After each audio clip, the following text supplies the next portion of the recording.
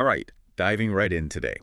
We're tackling blue ocean strategy, ready to explore this whole concept of creating uncontested market space. It sounds exciting. Yeah, those blue oceans Yeah. where you kind of sidestep the competition because well, you've basically made it irrelevant. Right, right. It's more like, I don't know, swimming with dolphins instead of being in a shark tank, which I definitely prefer. Definitely. And we're using this handy one-hour guide to the book by W. Chan Kim and Renée Mauborgne. So a nice, concise way to get those big strategic insights. Yeah, those authors really drive home that idea of moving away from those cutthroat red oceans, those Oh, for sure. where everyone's battling it out for those shrinking profits. It gets pretty bloody. It does, it does. And instead, finding those clear blue waters where you have the space to innovate and grow and really make a splash. It's like finding an oasis in the desert, right? You're not just surviving, you're thriving. Yeah. And speaking of deserts and oases, the guide starts by really contrasting those red oceans with the blue oceans and uses this vivid imagery to drive the point home. Oh, yeah, that visual metaphor, it's so powerful. Isn't it? Because it really helps you grasp the difference between those two types of markets. They emphasize that red oceans are industries where the boundaries are already defined and, everyone's just trying to outdo each other within those boundaries. Kind of makes you wonder, doesn't it? Are you in a red ocean situation yourself in Yeah. your own field? I know, I can think of a few. Mm, But those blue oceans, those are where the magic happens. for sure. Because you're not just fighting over existing demand, you're actually creating new demand. Right. It's Yep. not about grabbing a bigger slice of the same old pie. Yeah. It's like, baking a whole new pie, a new flavor, a whole new experience. I like that, baking a whole new pie. And that's where this concept of value innovation comes in, which the guide really dives into. Oh, tell me more about that. It challenges that traditional trade-off that we often assume between differentiation and low cost. Yeah, because you often feel like you either got to stand out, be unique, and pay a premium for it, or you got to compete on price and maybe cut some corners. Yeah. So is Blue Ocean Strategy saying, can we really have both? Can we differentiate and be affordable? That's exactly what they're saying. And the example they give is just so striking. Cirque du Soleil. Oh, I love Cirque du Soleil. Yeah, me too. It's such a unique experience. It is. It is. So they didn't just try to make traditional circus acts a little better, they totally reinvented the whole experience. Yeah, it's so much more artistic, theatrical, like not the circuses I remember as a kid, that's for sure. Right. And, by eliminating those really expensive animal acts, they not only lowered their costs, Right. but they also appealed to a completely new audience. I hadn't even thought of that. Yeah, a more sophisticated audience, an audience willing to pay for that unique experience, that artistry. Wow. And they lowered costs by getting rid of the elephants and tigers. That's amazing. Right. So they achieved both differentiation and lower costs. That's a classic blue ocean move. It's a perfect example. It's like thinking outside the big top. Yeah. Literally. That's a great way to put it. But okay, how do we actually find or create these blue oceans for ourselves? The guide mentions all these different tools, frameworks. One that I thought was really interesting was the strategy canvas. Oh, yeah, the strategy canvas. That's a good one. It's a really helpful visual tool to map out the competitive landscape. Uh-huh. So instead of drowning in spreadsheets, we can actually see the big picture, which I'm all about, being a visual learner and all. Exactly. Visualizing things can really make a difference. And by seeing the competitive landscape laid out like that, you can spot those opportunities, those areas where you can break away from the pack. I like that. Break away from the pack. So it's not just about analyzing our competitors. It's about understanding the factors that they're competing on and then finding where we can be different, where we can create that blue ocean space. You got it. And the guide also introduces this 4 actions framework, a really powerful way to challenge those industry norms. Okay, break that down for me. Those 4 actions, what are we talking about? Okay, so they basically ask these 4 key questions. First, what can be eliminated that our industry just takes for granted? Then what can be reduced well below the industry standard? And then what can be raised well above that standard? And finally, the big one, what can we create that the industry has never even offered before? I'm already thinking about how this applies to my own work. It's a great way to shake things up and brainstorm new possibilities. Exactly. So let's say you're in the hospitality industry. Could you eliminate those hidden fees that drive travelers crazy? Could you reduce check-in wait times? Could you raise the bar on personalized service? And what completely new experience could you create that would make you stand out? Oh, I love that. So many possibilities. It's like a recipe for blue ocean thinking. But what about when we need inspiration from outside our own industry? Because sometimes we get stuck in our own little world, right? The guide mentions this 6 paths framework, I think, to help with that. Right, the six paths framework. It's all about expanding your horizons and recognizing that innovation, well, it often comes from looking beyond your immediate field.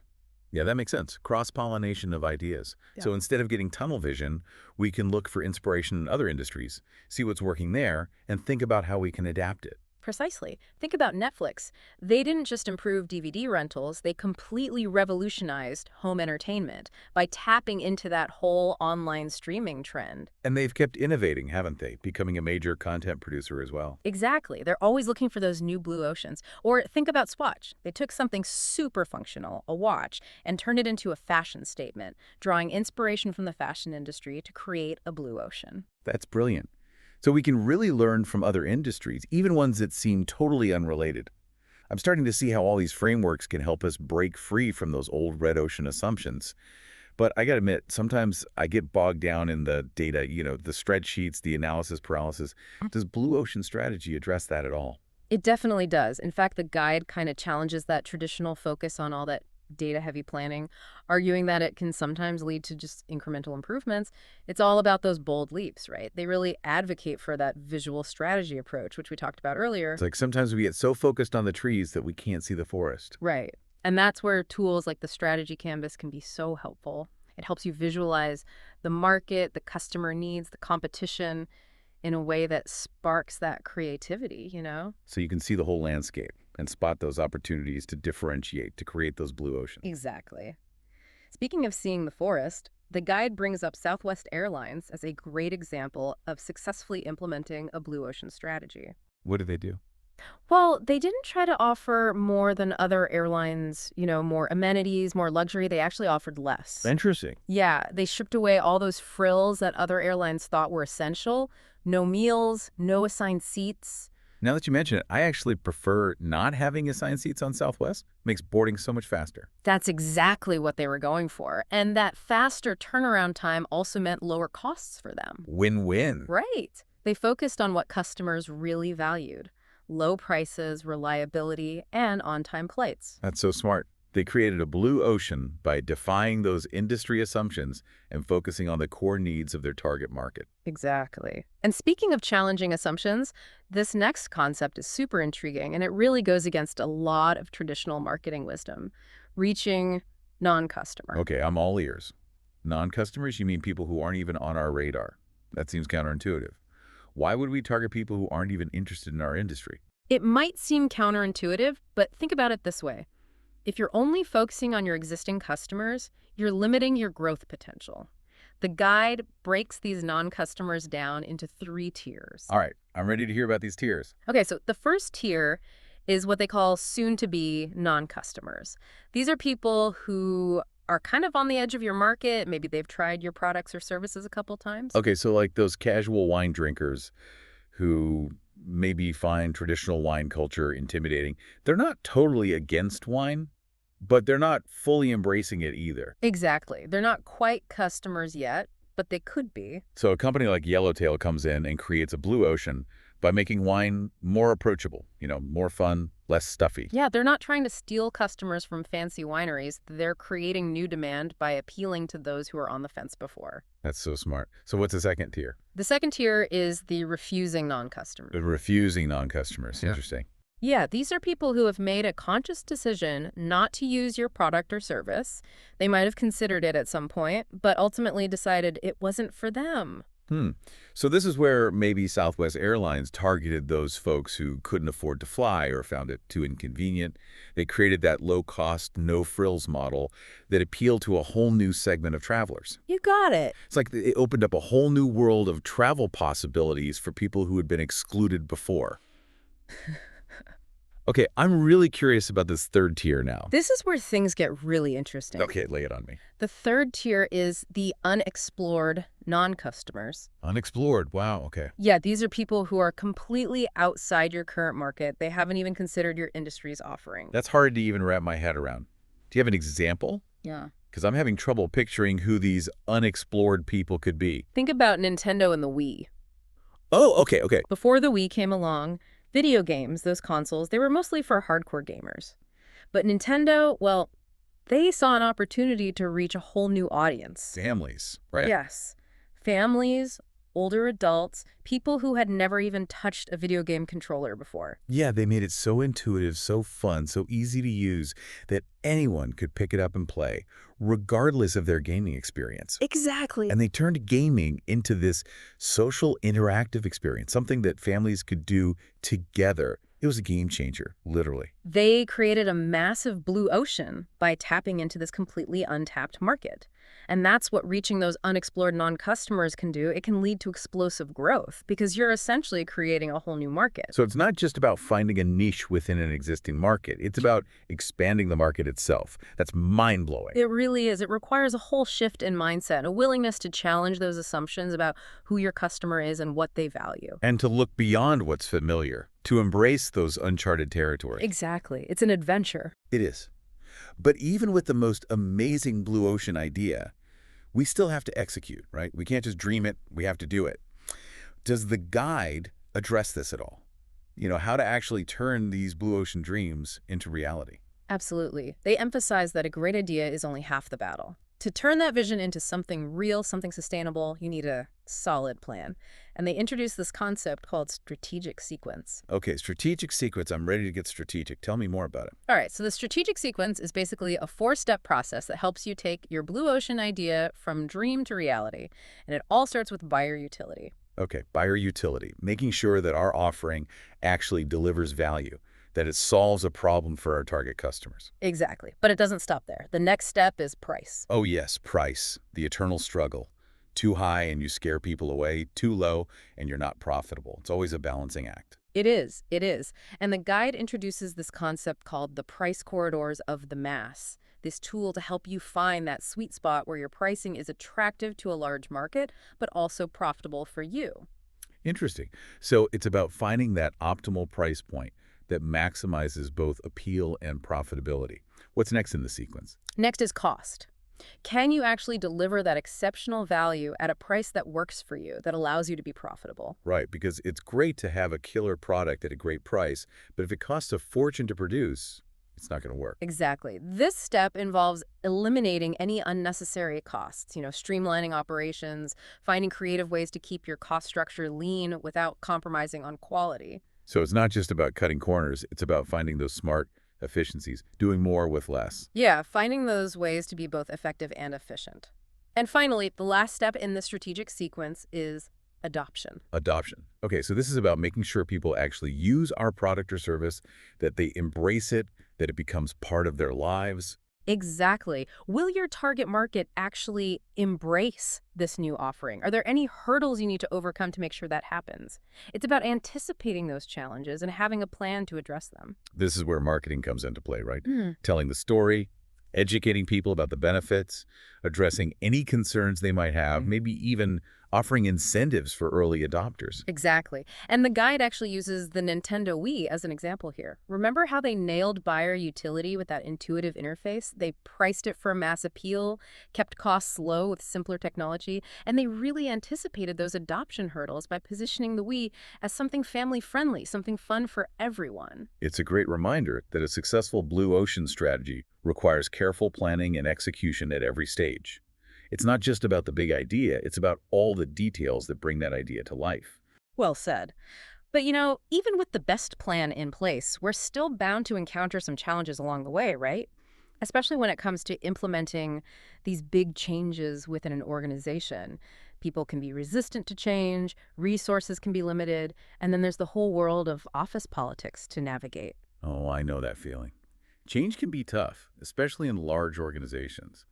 Does the guide offer any insights on how to overcome these organizational hurdles? It does. It does. In fact, they dedicate a whole section to this idea of tipping point leadership. It's like, how do you make those big changes actually happen? Yeah, we got to move beyond just brainstorming, right? We got to put those blue ocean ideas into action. Exactly. And the guide draws this really cool analogy from like tipping points in social sciences, where just a small change can trigger these massive effects. Right, like a domino effect. One thing leads to another, and suddenly the whole system is transformed.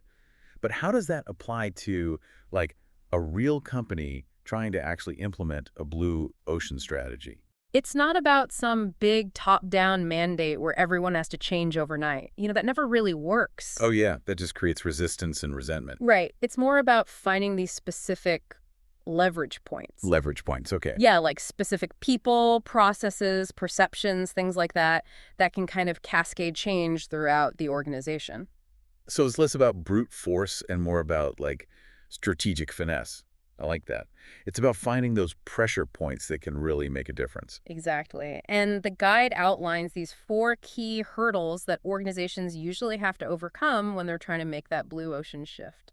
4 key hurdles. Okay, I'm ready for a challenge. What's the first one we got to tackle? The first hurdle is the cognitive hurdle. Cognitive. Yeah, this is all about getting people to actually see that change is necessary. It's so easy to get stuck in that we've always done it this way mentality, especially if a company has been successful in the past. Oh, I know that feeling. Yeah. It's like, if it ain't broke, don't fix it. But in today's world, things change so fast, you can't just keep doing the same thing and expect to stay ahead of the curve. Exactly. Success can breed complacency, and complacency can be deadly for innovation. That's true. Yeah. So how do you convince people who are already comfortable and successful that they need to change their ways? Well, the guide suggests instead of trying to convince everyone at once, which can be a really daunting task. Yeah, you're just spreading yourself too thin. Right. They say you should focus on those, what they call disproportionate influencers within the organization. Disproportionate influencers, interesting term. Yeah, so these are the people who have that credibility, that respect. They have a knack for swaying others. It's kind of like a social media strategy for internal change, right?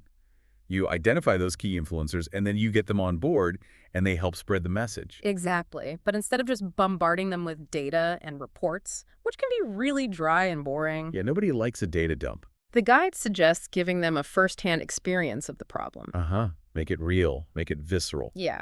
Remember that NYPD example with Commissioner Bratton? Oh, yeah. He didn't just tell his senior officers about the crime problem. He took them on tours of those high crime areas so they could actually see it, feel it. Make it personal. So it's about appealing to both their minds and their hearts. Exactly. Got to make them feel the need for change, not just intellectually understand it. And once those key influencers are on board, they become these powerful advocates for change. They can help spread that understanding, that enthusiasm throughout the organization. They become the tipping point. Yeah, one little push can create a ripple effect that transforms the whole system. It's pretty amazing, isn't it? Okay, so we've tackled the cognitive hurdle. What's next on our obstacle course? Next hurdle is the resource hurdle. Resource hurdle, yeah, this one's a classic. I know, right? It's the old, we don't have the budget, the staff, the time. Every organization's favorite excuse. Mm-hmm. But Blue Ocean Strategy argues that it's not always about needing more resources, right? Right. It's more about using your existing resources more strategically, more creatively. Okay, so how do we do that? How do we unlock those hidden resources? The guide talks about identifying these, what they call cold spots within the organization. Oh, spots. Yeah, so these are areas where resources are maybe being wasted, underutilized, or just not producing much value. Oh, those departments or projects that are kind of like energy vampires, Right. sucking the life out of the organization without really contributing much. Exactly. And then instead of asking for a bigger budget, which is often the knee-jerk reaction, Yep, more money, more money. they suggest reallocating those resources from those cold spots to what they call hot spots. Hotspots being, Areas that are critical for implementing your blue ocean strategy. so it's like, taking the money, the staff, the time that's being wasted in those low impact areas and redirecting it to those high impact areas where it can really make a difference. Precisely. It's like pruning a tree, You cut away those dead branches so that the healthy ones can flourish. Oh, I love that analogy. It's so visual. And it's not just a theoretical concept either. Remember how Bill Bratton at the NYPD, he reallocated resources from those low crime areas to those high crime areas. He wasn't given a bigger budget. He just used his existing budget more strategically. That's brilliant. So sometimes it's not about having more. It's about using what you have more effectively. It's about making those tough choices, prioritizing those activities that are really going to move the needle. Exactly. And that brings us to the third hurdle, the motivational hurdle. The motivational hurdle. Okay, yeah, this is a big one. Because you can have the best strategy in the world, the most talented people, all the resources you need. But if people aren't motivated, if they don't believe in the vision, That's not going to happen. yeah, it's all going to fall flat. So how do we light that fire? How do we get people excited about this new direction? Well, the guide, they introduce this idea of focusing on what they call kingpins. Kingpins. I'm picturing bowling, Hmm. or maybe something a little more, shall we say, underworld. Not quite. Okay, good to know. In this context, kingpins are those individuals who have a real knack for inspiring and motivating others. So they're like those natural leaders, those people who just have a way of getting others excited and on board. Yeah, they could be team leaders, respected colleagues, or really anyone with the power to influence behavior. So instead of trying to motivate everyone at once, which can be really exhausting, Oh, yeah, and often ineffective. you focus on those key influencers, those kingpins, and you empower them to champion the new strategy. You got it. You give them the tools, the support, the recognition they need to succeed, and then their enthusiasm, their commitment, it'll kind of trickle down to others. So it's like that cascade effect again. Yeah. You start with a small group of highly motivated individuals, and their energy spreads throughout the organization. I like that. Yeah, it's really powerful. Remember how in that NYPD example, Bratton really focused on those commanding officers? Right, yeah. Their buy-in was crucial for motivating the officers on the street. So it's all about finding those leverage points, those people who can really make a difference. Yeah. Okay, we've tackled the cognitive hurdle, the resource hurdle, the motivational hurdle. What's the last hurdle we have to clear before we reach that blue ocean paradise? Last hurdle is the political hurdle. Because, let's face it, Oh yeah, this is the big one. office politics, they're a reality in every organization. In every organization, in every aspect of life, pretty much. It's true. And when you're trying to implement a big, bold strategy like Blue Ocean strategy, well, you're definitely going to encounter some resistance. People who feel threatened by the change, people who are comfortable with the way things are, people who just like to say no. It's all part of the game. So the guide recommends, instead of just charging in head first and trying to bulldoze your way through. Which usually just backfires, right? Yeah, it creates more resistance. They suggest taking a more strategic approach. A more strategic approach to office politics. Okay, I'm intrigued. So you identify those individuals or those groups who might be likely to oppose your new strategy. Your potential naysayers, your blockers. Exactly. And then you figure out, okay, how can we bring them on board? Or if that's not possible, how can we at least minimize their resistance? So sometimes that might mean involving them in the process early on, right? Giving them a sense of ownership, making them feel like they have a voice. That's a great strategy because when people feel like they've been part of the decision-making process, they're much more likely to support the outcome, even if it wasn't their preferred choice. It's like that saying, if you want to build a ship, don't drum up people to collect wood and don't assign them tasks and work, but rather teach them to long for the endless immensity of the sea. Beautiful. So true. It's about inspiring people, giving them a vision to rally around rather than just telling them what to do. Exactly. Other times it might involve, addressing their concerns directly, showing them how the new strategy actually benefits them or at least doesn't harm them. Right, because sometimes people resist change simply because they're afraid of the unknown. They need reassurance that they won't be left behind. And once again, Bill Bratton at the NYPD, he's such a masterclass in this, isn't he? He's like the blue ocean strategy ninja. Yeah. He just navigates those political waters so skillfully. He does. He faced opposition from all sorts of groups, but he built alliances, he used data to demonstrate the effectiveness of his approach, and he neutralized that opposition strategically. It's a great reminder that, understanding the political landscape and working strategically to build support for your ideas is crucial for overcoming those organizational hurdles. It can make the difference between success and failure. So we've covered a lot of ground here with this tipping point leadership. It's a powerful framework for making change happen, even when you're facing resistance and those limited resources. It's about being smart, being strategic, and being persuasive. I agree. It's not about brute force. It's about finesse. It's about working smarter, not harder, right? But even with the best strategy in place, even with those key influencers on board, we can't forget about the human element of change. People need to feel like they're part of the process, not just pawns in some grand scheme. They need to feel like their voices are being heard, that their contributions are valued. That's so important. And that's where the concept of fair process comes in. Fair process, I like that. Tell me more. So fair process is all about building that trust, that commitment by making the strategy development process, well, making it more transparent and inclusive. I'm so glad they included this in the guide because I think it's often overlooked in the rush to implement new strategies. I know, right? Everyone's so focused on the what that they forget about the how. Exactly. But the how is just as important as the what. If people don't feel like they're being treated fairly, if they feel like they're being excluded from the process, well, they're going to resist the change, even if it's a good change. They'll sabotage it even if it's in their best interest. Exactly. So how do we create this fair process?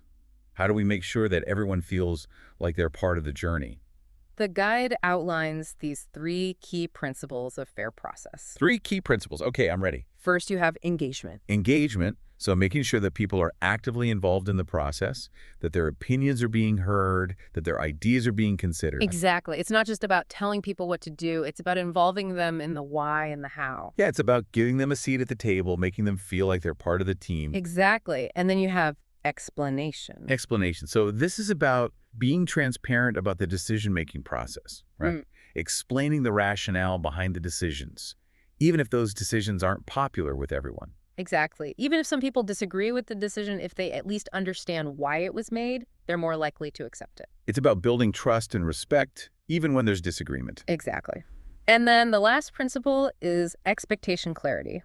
Expectation clarity. Okay, so this is about making sure everyone's on the same page. Right. It's about making sure everyone understands their roles, their responsibilities, and the new rules of the game once the strategy is in motion. It's about setting those clear expectations so that people know what's expected of them and how they fit into the bigger picture. Exactly. And the guide gives this really cool example of how Nucor Steel, a company in a really traditional hierarchical industry, Not exactly known for being innovative or embracing change. Right. But they actually used fair process to implement this really radical new strategy. Exactly. And it's not just about being nice, it's about being smart.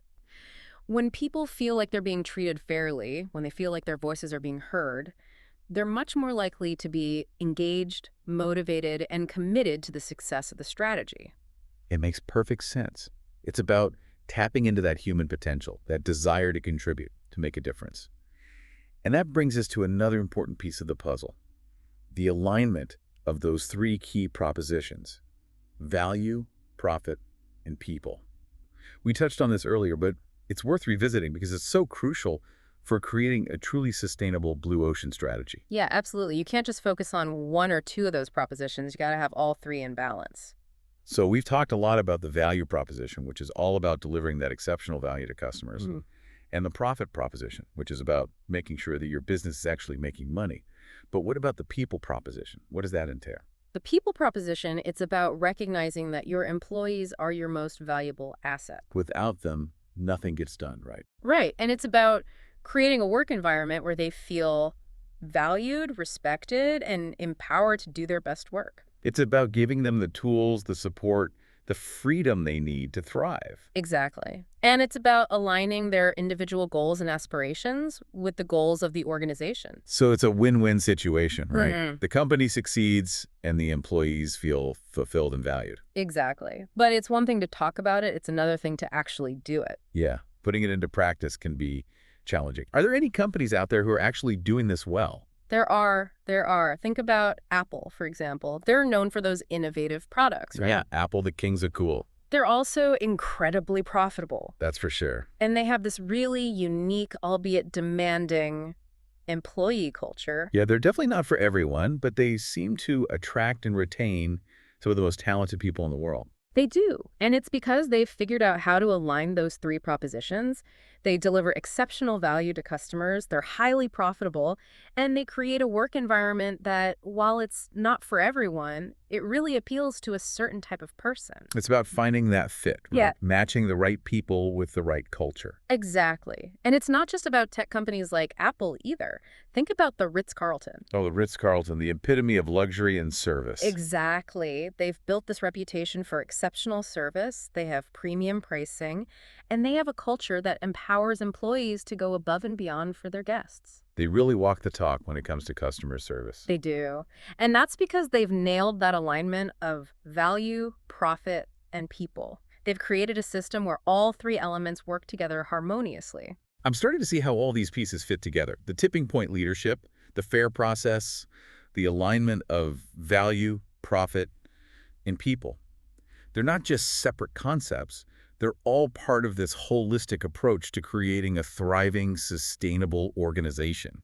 It's like a system, an ecosystem where everything is interconnected. I like that. An ecosystem. It's a really good way to think about it. So whether we're leading a team, running an department, or launching our own startup, we can use these insights to create a more innovative, engaging, and fulfilling work environment. We can all create our own little blue ocean ecosystems. Exactly. It all starts with recognizing that people are at the heart of any successful organization. We can have the best technology, the most brilliant strategies, but without the right people, without that human element, it's all for nothing. Absolutely. People are what make it all happen. Okay, so let's do a quick recap. We've created our blue ocean, we've navigated those organizational hurdles, we've aligned our propositions, our team is feeling motivated, valued, empowered, we're cruising along, enjoying the view, celebrating our success. Sounds pretty idyllic. It does, doesn't it? But wait a minute, we talked about how even the most beautiful blue ocean can start to get a little crowded over time. Oh yeah, we can't just rest on our laurels, can we? We have to stay vigilant. Exactly. Competition heats up, customer needs evolve, new technologies emerge. Those clear blue waters can start to turn a little red. Oh no, our idyllic blue ocean is turning into a shark tank. What can we do to prevent that? How do we keep those waters crystal clear? That's where this idea of renewing blue oceans comes in. Renewing blue oceans, okay. The guide really emphasizes that creating a blue ocean, it's not just a one-time event, it's an ongoing process. It's like tending a garden, right? You can't just plant the seeds and walk away. You have to keep watering them, weeding them, nurturing them if you want them to thrive. Exactly. The market is constantly changing, and you have to be willing to adapt and innovate to stay ahead of the curve. It's about being agile, being flexible, being responsive to those changes. Exactly. And the guide outlines a three-pronged approach to renewing those blue oceans. Three-pronged approach. Okay, I'm intrigued.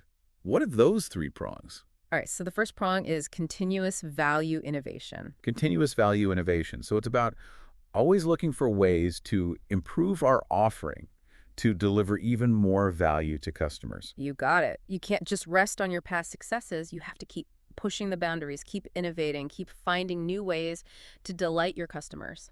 And that means staying attuned to their evolving needs, right? Yeah. Paying attention to what they're saying, what they're doing, what they're not doing. Exactly.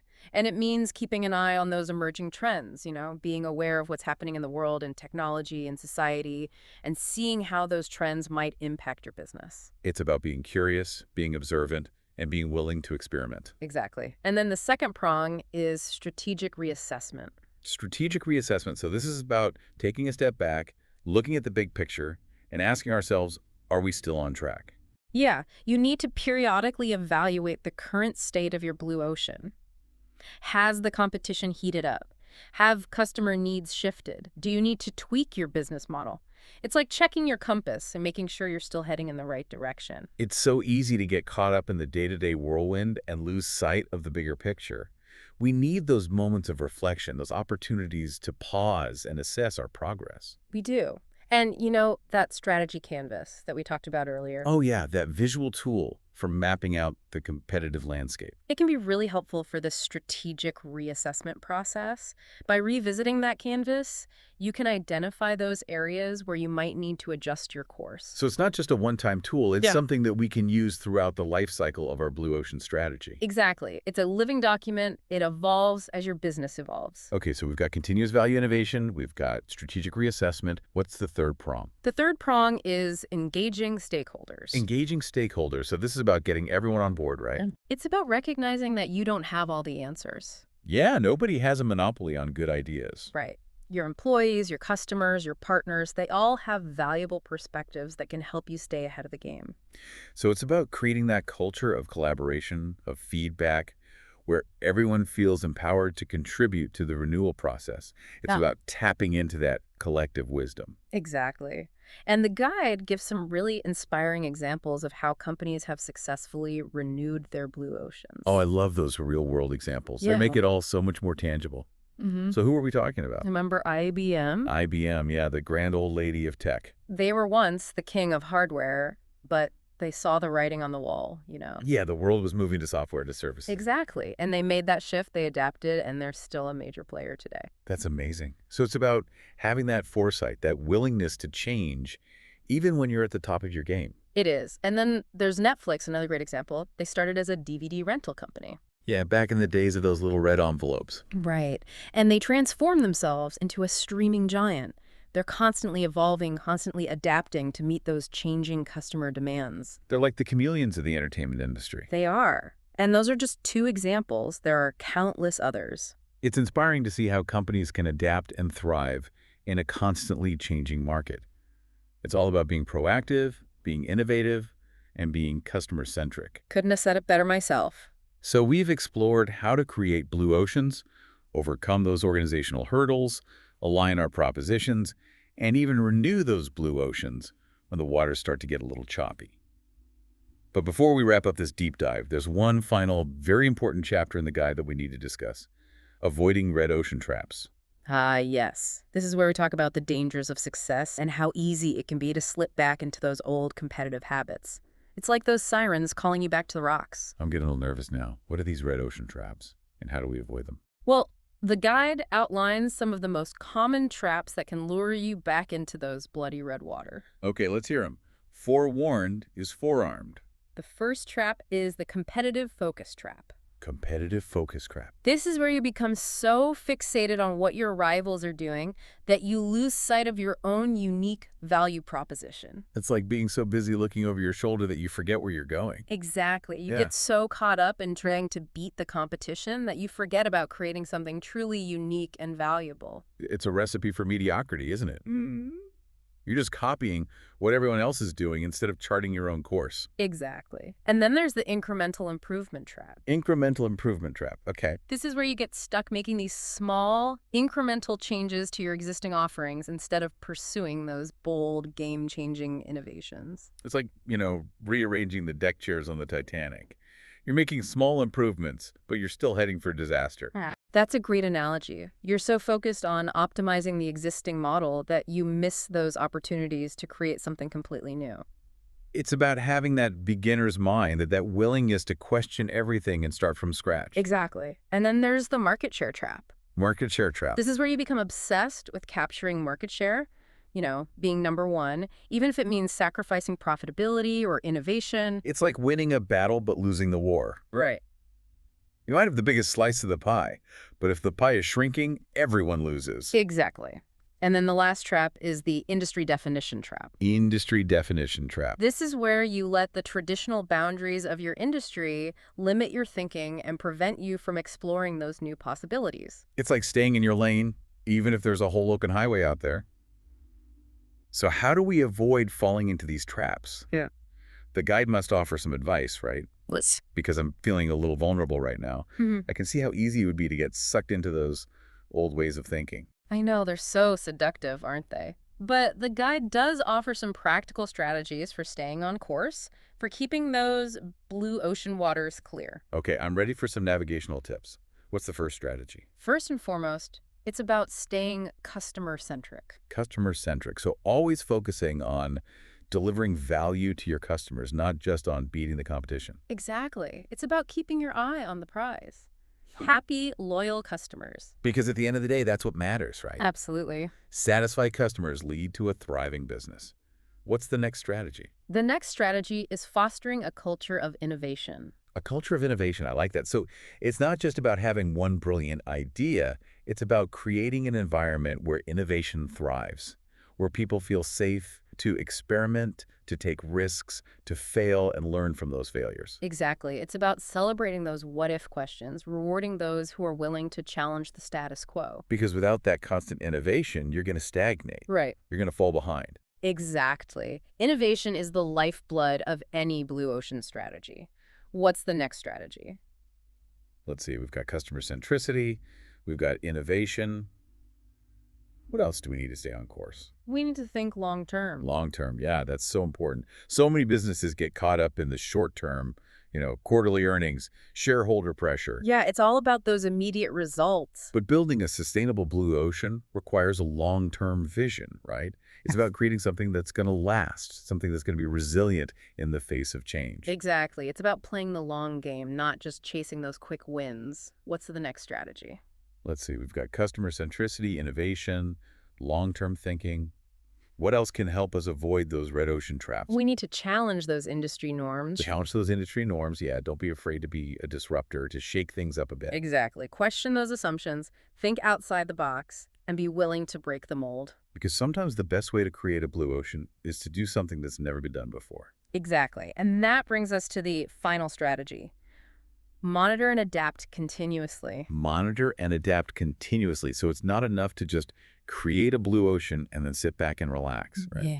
We have to constantly be vigilant, be aware of those changes that are happening in the market, and be ready to adapt our strategy accordingly. Exactly. The market is dynamic, it's constantly evolving, and you have to evolve with it. You have to stay attuned to those changes, be proactive, and be willing to make adjustments as needed. It's about being flexible, being adaptable, and being willing to learn and grow. To bring these strategies to life, are there any real-world examples in the guide that illustrate how to successfully navigate those red ocean traps and stay on course in those beautiful blue waters? There are. There are. In fact, they give several great examples. Okay, I'm eager to hear about them. Who are we talking about? One great example is Zappos. Zappos, the online shoe retailer. The one and only. They're a masterclass in customer centricity. Their legendary customer service has created a loyal following that keeps them ahead of the pack. I've heard amazing things about Zappos customer service. They really go above and beyond to create a positive customer experience. They do. And then you have Google, whose culture of innovation has allowed them to create countless blue oceans, from search to email to self-driving cars. Google is a true innovator, constantly pushing the boundaries of what's possible. And of course, there's Cirque du Soleil, which continues to defy industry norms and redefine the world of entertainment. Those companies have internalized those strategies for avoiding red ocean traps and staying on course in those beautiful blue waters. They're not just talking the talk, they're walking the walk. They're living proof that blue ocean strategy isn't just a theory, it's a practical framework for achieving sustainable success in a constantly changing world. So we've covered a lot of ground in this deep dive. We've explored the core concepts of blue ocean strategy, from the distinction between red and blue oceans to the tools for creating and sustaining those blue ocean advantages. We've delved into the importance of value innovation, the power of reaching non-customers, and the challenges of execution and renewal. We've examined those red ocean traps that can pull you back into that cutthroat competition. And through it all, we've seen how companies like Cirque du Soleil, Southwest Airlines, Nintendo, and Apple have used these principles to create those enviable blue oceans. But blue ocean strategy isn't just about big companies, is it?